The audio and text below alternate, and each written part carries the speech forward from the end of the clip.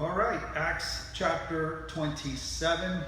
Acts 27. So, two more chapters, including this one. So, we'll be done with the book of Acts. And so we see that, we have to remember we're studying the last days, really, of Paul, the apostle. He has been a Roman prisoner for the last 2 years, and he's actually has stood before the court a few times already, and they have found him innocent, and they have not been able to, prove any of their accusations, but they're still not letting him go. And so he has given his testimony in front of King Agrippa and Bernice, and of course in front of the whole court. Most likely the auditorium was packed with people, and in front of the Roman soldiers as well, and perhaps the Sanhedrin as well. So he has shared his testimony with them with the hopes of, having them believe. And so he shared the gospel through that. And so in Acts 26, let's read there from verse 27 through verse 32. And he says, this is Paul talking, "King Agrippa, do you believe the prophets? I know that you do believe." Then Agrippa said to Paul, "You almost persuade me to become a Christian." And Paul said, "I would to God that not only you, but also all who hear me today might become both almost and altogether such as I am, except for these chains." When he had said these things, the king stood up, as well as the governor and Bernice, and those who sat with them. And when they had gone aside, they talked among themselves, saying, "This man is doing nothing deserving of death or chains." Then Agrippa said to Festus, "This man might have been set free if he had not appealed to Caesar." And so now in Acts 27, verse 1 and 2 continues, it says, "And when it was decided that we should sail to Italy, they delivered Paul and some other prisoners to one named Julius, a centurion of the Augustan regiment. So entering a ship of Adramyttium, we put to sea, meaning to sail along the coast of Asia. Aristarchus, a Macedonian of Thessalonica, was with us." So we see that Paul always wanted to go to Rome, of course.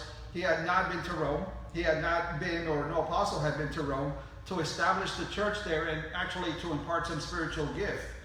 And so he deals with that in Romans chapter 1. So he wanted to go to Rome, but, he was not going to go to Rome as a free man. He was going to go to Rome as a prisoner. And so he's been a prisoner for over 2 years now, and now he is on his way to Rome. Remember that the Lord appeared to him in Acts 23:11 and told him, "Be of good cheer, Paul, for as you have testified of me in Jerusalem, so must you bear witness also at Rome." So he is going to bear witness at Rome. He is going to bear witness, to the emperor himself. He is going to bear witness to many people and many important people there at Rome. And so he is going to share the gospel. But why did it take so long? Why, did the Lord not allow Paul to go to Rome on his own as a free man, Why not? Why did the Lord allow Paul to do another fourth missionary journey, as he did, 3 previous missionary journeys? But why now does he go to Rome, and why is the Lord sending him to Rome as a prisoner? Well, I think that really that would be the only way to be able to testify to kings, and to the important people, that is, the governors, the rulers of the land. He has testified to the people already, that is, the Gentiles, and to the Jewish people throughout the lands that he traveled. But now he's going to have the opportunity to share the gospel now to those, to the governors and to the rulers and to the leaders of Rome. And so that's actually why I think that the Lord allowed Paul to be a prisoner, and now will be sending Paul, as a prisoner to Rome, and to testify in Rome as well, to stand before Caesar. So they are off to Italy, and they begin to travel by ship, as it is mentioned from Caesarea. And so from that location, from Caesarea, to go towards the first stop, which is going to be Sidon, is about 65 miles. So Paul is not by himself. There are, of course, the Roman soldiers, and there are many more people, that is, many other prisoners as well. And there are, the people from the boat that are going to be mentioned throughout the chapter here. But also Aristarchus, a Macedonian of Thessalonica, is with Paul, and so is Dr. Luke, the author of the book, of course, of Luke and of Acts. So he's there traveling with Paul as well. That's why we'll mention that, we'll see that he writes, we this and we that. And then in verse 3 it says, and the next day we landed at Sidon, and Julius treated Paul kindly and gave him liberty to go to his friends and receive care. So Julius was the centurion in charge, and as it states, he belonged to the Augustan regiment. So it is believed that, he, apart being from one of the best of the best, soldiers, and the Roman soldiers, and from the Roman guard, he actually also belonged to the group that was serving Caesar himself. So it is believed that he was part of Caesar's, personal bodyguards, which of course were a few hundred soldiers. And that, so, but we see that here, this centurion, this Roman, he actually treated Paul very kindly and gave him liberty to go to his friends and receive care.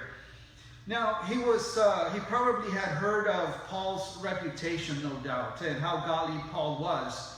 And he had also heard that Paul, or most likely heard that Paul was not a troublemaker, but an innocent man that had appealed to Caesar.